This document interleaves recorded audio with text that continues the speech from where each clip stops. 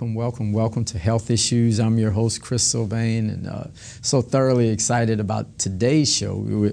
For so many shows, for those of you that have been watching, we appreciate you so much. We spend a lot of time with nutrition, but if you notice, we've swung a little bit, and history has been so key of what's going on. And we have an awesome historian. We've been looking forward to having her on the show today, right from my alma mater, Xavier, as they say, Xavier University.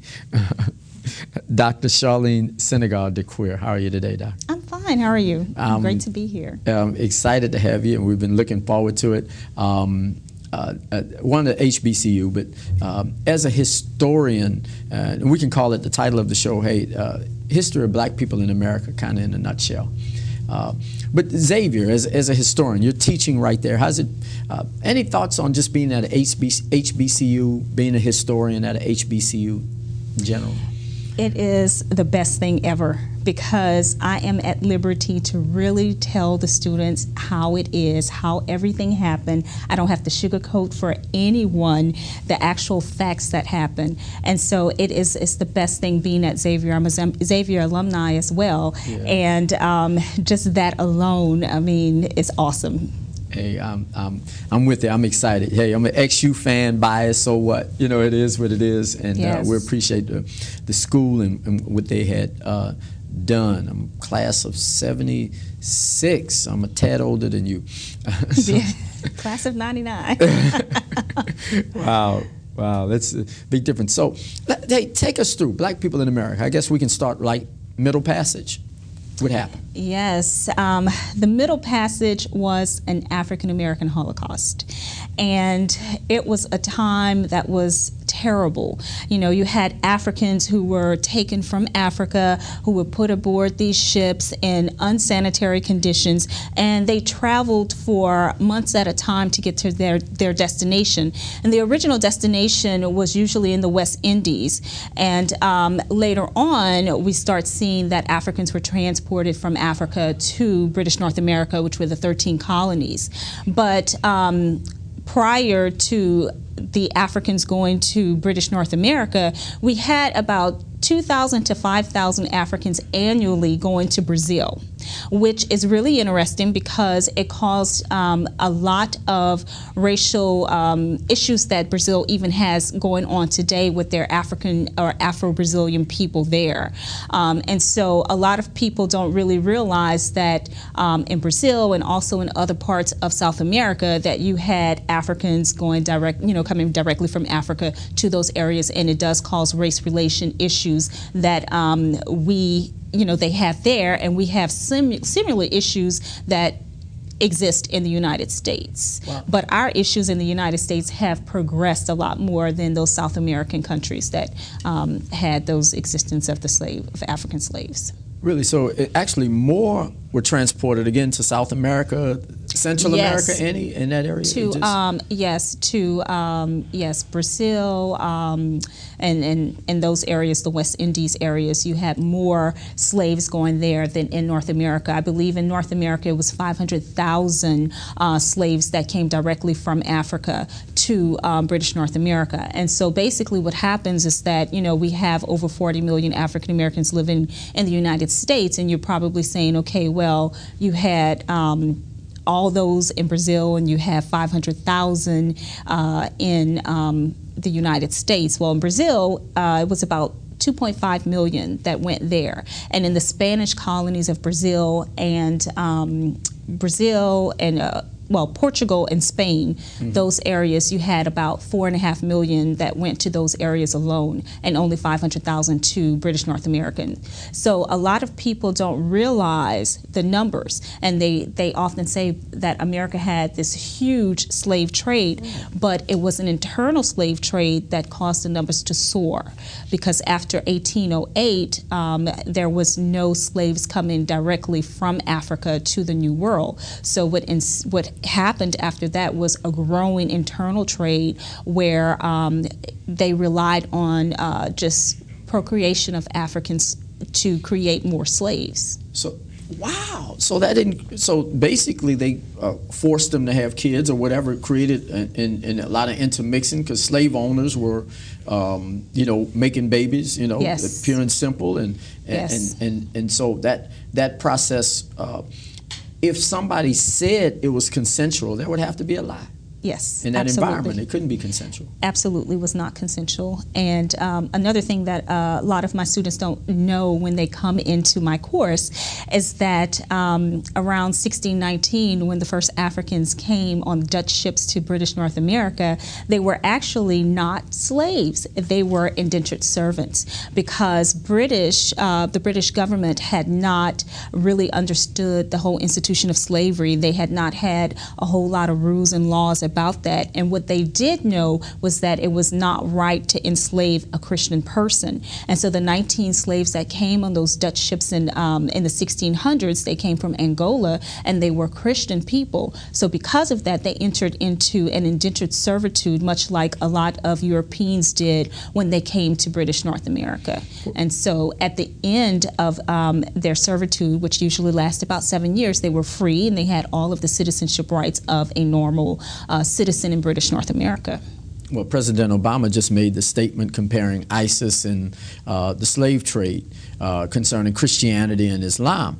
And his point was that Christianity was really not nice to the slaves. So in this particular case, you're saying that Christianity actually kept Africans from becoming slaves, but still the thought is that missionaries were the original drivers leading the way for then mercenaries to come in and take slaves over. So Christianity, at least a corrupted form of it, really played a major part of slavery? Yes, I would say so, because after around the year of 1690, I believe that the ideas changed, and really the ideas changed because of economics, because of the fact that tobacco was grown in specifically in Virginia, and so there was a need for labor, and because there was a need for labor, the ideas of Christianity and religion no longer was a category to not enslave someone. And so what happens is that you see that a lot of colonial people will look at the Bible and start interpreting Christianity different. They will, for instance, start to use the curse of Ham and try to make that curse fit for slavery and fit for African Americans, well, not African Americans, for Africans to be, justification for slavery. So that's what happened. It was really, everything was tied to a capitalist society, to capitalism. And so, and even today, in today's day and age, when you look at things, it's really down to a capitalist society, the bottom dollar. Who has control over oil? Who has control over the riches that we have throughout the world? That is, since we're going there, let's go. Okay. All right. Where money corrupted the view of the Bible, so money was able to change people's theology. Yes. When it fitted their financial pockets. But America supposedly these were Caucasians, so to speak, leaving the European church to part of this Protestant movement, in a sense, the Quakers and who was the Puritans. Calvinists, Lutheranism. Yeah. But money corrupted them all. Yes, it did. Even if you look at the Pilgrims and the Puritans who settled in Pennsylvania. Okay. Well, actually not the Puritans, the Quakers, the Quaker Society of Friends. They settled in Pennsylvania, the city of brotherly love, and they actually were really big on the slave trade. They traded in slaves in the early 1600s for a very long time, in the 1700s as well. And what happened with the Quakers is that they later had a reformation within the church, and they went back to their founding principles and realized that it was not something that they needed to do. And the Quakers became one of the first group who actually led parts of the Underground Railroad. They were, trying to atone for the mistakes that they had made previously. Yeah, I heard, right, because I didn't hear the first part about the Quakers. I heard the good part about the Quakers, but they actually repented and changed. But the Southern Baptists or whatever, I mean, we not want to isolate that, but the Catholic Church, the Baptist Church, and the Pentecostal movement hadn't started yet, but they were, in other words, there was not an atheist group who were driving slavery. For the most part, these were all Christians. It wasn't Muslims. Muslim slavery was not that they didn't enslave Africans, but it wasn't in America. It wasn't in America. For the most part. This was the church-going, Bible-thumping. Yes. I don't know what they were shouting. All of those people who left and escaped Europe because of religious persecutions, those were the people who were enslaving people in North America. 3/5 human. Yes. That's a clause. That's a clause. 3/5 clause, yes. The 3/5, yes. Unalienable rights, life, liberty, and the pursuit of happiness for them and not for us. Not for us. Yes, because, what was it? One of the Supreme Court justice in the Dred Scott case that said that blacks have no rights that a white man will honor. And that was said in the Dred Scott case. So, and that was the rule of thumb for a very long time.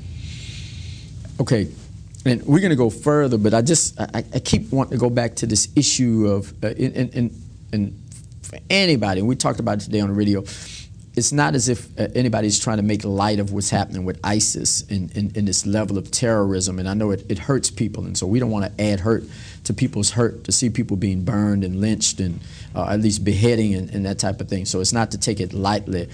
But we do have to recognize, though, that in the name of Christianity, slavery wasn't fun. Absolutely not. It was brutal. It was a brutal system of psychological control, physical control, brutality. I mean, you had everything from castrations of males so that they could be controlled, rape of females, and it was just an absolute brutal system. And like I said, when I teach it, I always tell my students that it was a Holocaust. Some historians don't like to use that word when they talk about slavery and the institution of slavery, because they think that you're trying to compare it to the Jewish Holocaust, and that was an awful situation as well. But what we have to understand is that we experienced our own Holocaust, and that changed us. That changed the way America is. It changed the way that African Americans are. It changed our family dynamics, our family structure, our economics. It even, changed the way, like I said, we felt about ourselves and the way that a lot of people see themselves. I think that had we, hindsight is always 20/20. So had we stayed, or had Africans remained in Africa, and had Africa been untouched by colonization and even apartheid, Africa would have been the United States, because it's full of natural resources. It is full of intelligent people. Egypt is in Africa. The pyramids, astronomy, math, everything. It's the cradle of humanity. So, it just really calls into question as to what the world would have looked like had it not happened. Because Africa, again, had universities and Timbuktu. I mean, so Africa was not this backwoods, backwater place. Egypt, pyramids, and that's black folk. Absolutely not. Again, my students, I always tell them, do you know where Egypt is? And they say, yeah, isn't that in Africa? Yes, it's in Africa. And it's not a part of the Mediterranean world. It is in Africa. So, yeah, and I always say that it has a lot to do with the way textbooks are written. And a lot of textbooks will allude to the fact that Egypt is in Africa, but they will not necessarily go out and say it. They will say it as a part of the Mediterranean world.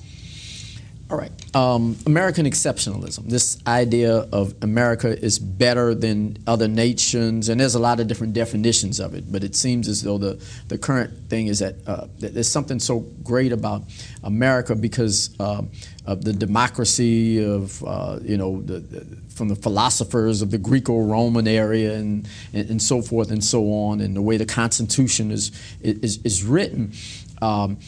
But if you take slavery out of the equation, would any of that empower America to do anything?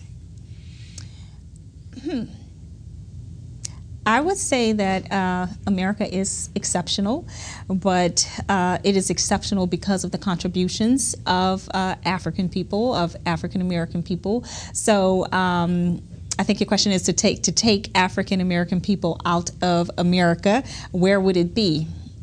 I don't think it would be I don't think it would be a first world country. Yeah, awesome answer. Amazing when you look at that, because America's done great things. Nobody will argue that point. But the free labor and the brutal treatment on the backs of Africans.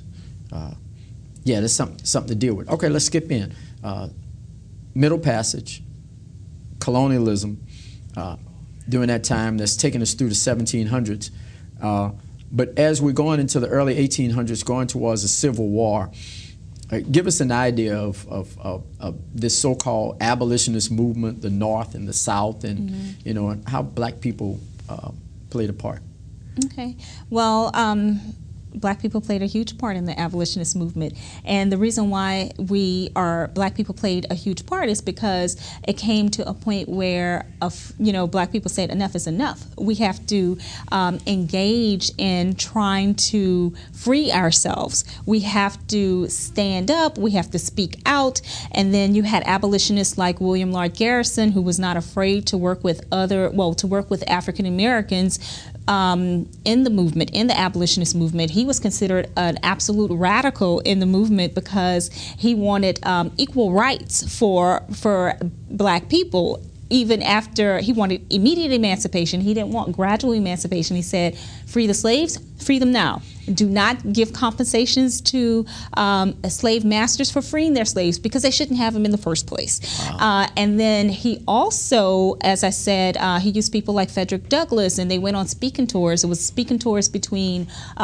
with a ex-slave and a white person, and they would address these male audiences, and the Black person would talk about the struggles of slavery and the fact that Blacks in the South did not like the institution of slavery, which was a very big misconceptions that Southerners portrayed. They said that Blacks liked being enslaved, that they were doing Blacks a favor by enslaving them. They were feeding them, they were clothing them, they were, providing basic shelter for them, and that they were childlike. And so if the institution of slavery did not exist, where would these people be? That was the argument of the South. Pyramid builders to being childlike. Childlike, yes. It sounds like that's the Duck Dynasty dude. That was his, argument that Black people were happy. We love to play and sing and entertain, and we know how to dribble these basketballs and yes. Sing and dance. The image of Sambo. Sambo. Yes, from the 1940s, 1950s, the image of the jolly, happy Black person, that everything in life is great. And what people have to understand is that image is an image that African Americans had to create because we're always we're the minority, okay? And if you are a person who is in a white space, you have to perform in a certain way in order for you to survive, especially in the 1940s and the 1950s. So that's why that conception, came about. Slave revolts, and the question is always, why didn't Black people fight in slavery and say we're just not going to take it and we're just going to fight to the death? Yeah, my students often ask that question too. They're like, I don't understand why all these slaves just didn't get up and kill the masters and run off. Well, they tried it. You know, we had some slave rebellions, but they were not successful. And the reason why they were not successful is because you have slaves who are not completely organized. They don't have the weapons that the white people or their enslavers had. They did not have the backing of the government to, you know, fight. So usually if a slave began a rebellion, it was very hard for them to keep it alive. They were very fearful of their masters. A lot of slave rebellions were planned and never came about because slaves went off and told the masters because they feared for their lives, and they also feared for the lives of other innocent slaves who would not be involved in the rebellion. And so a lot of times it just was a kind of mute or squashed rebellion. But we did have a few. But I guess it goes back to the lynchings and the burnings, the same thing that ISIS is doing to this day, to instill a terror to any, and I guess, you know, the corporate America, you take the bass out your voice if you want to get promoted. I guess back then, aggressive African males, the public hanging and the beatings and so forth was to instill enough fear. Right. Fear is, I mean, it was the number one and still is the number one controller of black males. In America, I mean, you put the fear of God in them, and they will stay in their place. And so, with the institution of slavery, you actually did see that some males who were considered rebellious, or if they had run away, or if they seemed to be pillars in their slave community, they were the ones who were targeted by the slave owners, because the slave owners had to break their spirits, and they knew that once they broke the spirits of those men, that everyone else would follow. And so one of the ways of doing that, of controlling that black male, was castration as well. Also tearing apart their families. If they had a slave wife that maybe they had jumped the broom with, that woman would be torn away from them. Their kids would be torn away from them. Anything to break the spirits, because and to install fear. So fear it's huge. Race mixing during slavery, the massa taking any woman he wanted. Yes, that was a big issue. That was an issue, and it was really bad. And even, you know, to this day, there are, you know, issues within the African American community where males feel like they, you know, are not, or they can't protect their women as much. And I do believe that it goes back to the institution of slavery, because during the institution of slavery, black men really did not have the power to protect their women, their wives, their daughters, their sisters, their mothers. They couldn't do it. And if they did try to protect them, they were beaten, they were killed, and so it just was a really bad situation for them. And even in the 1960s and so on, with the lynchings and so on, a lot of black men were lynched trying to protect the females in their lives. We got about 3 more minutes. Take us quickly into the 60s. Well, the 60s was a tumultuous time. We had a lot of stuff going on. Really what's prevalent is the 1965 Voting Rights Act, because we're right up on the 50th year anniversary of that act. And what I can say is that even today, 50 years later, we had the Voting Commission. They wrote a report recently about African Americans and minorities and their voting, and they found that there's still racial discrimination in voting. In 2013, there was a civil rights, Supreme Court decision, and I want to say it's Shelby County versus Holden, Shelby County, Alabama. And so basically what happened was that Section 4B of the Voting Rights Act of 1965 was considered unconstitutional, which means states like Louisiana, Georgia, Texas, Texas, Mississippi, Florida, they no longer have the provisions of, they no longer have to ask the federal government for permission to change any of their voting rights acts, which are voting rights regulations and laws, which means that these states can now implement acts like voting identification in voting, which usually have to show identification. Right, but for instance, in Texas, you have to show a Texas identification, a Texas driver's license or an ID from Texas, which means you can't use your birth certificate to go in and say, this is me. You have to have that issue. And for a lot of people who are of low socioeconomic means, some of them cannot afford that. And so that provision is taken out, and it's causing lots of issues with voting rights in this day and age. Same thing, same old soup. Same old soup, different time. Solitary confinement, imprisonment of these males. Mm-hmm. Yes, that is another way to disfranchise a lot of African American males. You have a large percentage of African American males that are in prison, and when they do leave the prison system, they are not able to fully have their rights restored. They can't vote, which is a huge problem, because you are silencing the voices of many people, and a lot of these men are going to jail for minor crimes. This whole thing of looking back, it becomes an eye-opener that without a history movement, so to speak, to present history to the masses of people, I guess first of all, how can that be done to create a history movement or through where people just become educated about everything? About history, yeah. That's kind of a hard one. I try to educate my students every single day whenever they come in, and just get their minds thinking about these things, these issues. And what I do is I teach them, and I tell them to go and spread the word. Put it on social media. You have all these now, these avenues and outlets to present history in a different way. And so what we need to do is that we need to reach these kids at their level. And I have been noticing that over Black History on my social media page, that lots of people are putting these nice little tidbits about history that otherwise people would not have known about, and even the movies too.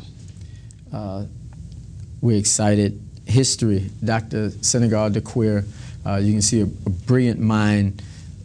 Unless we know our past, we're doomed to repeat it. Fight as hard as you can, but know who you are. If you're not African American, know who African Americans are. We all have to come together to create justice, truth, and equality. Thank you. Thank you.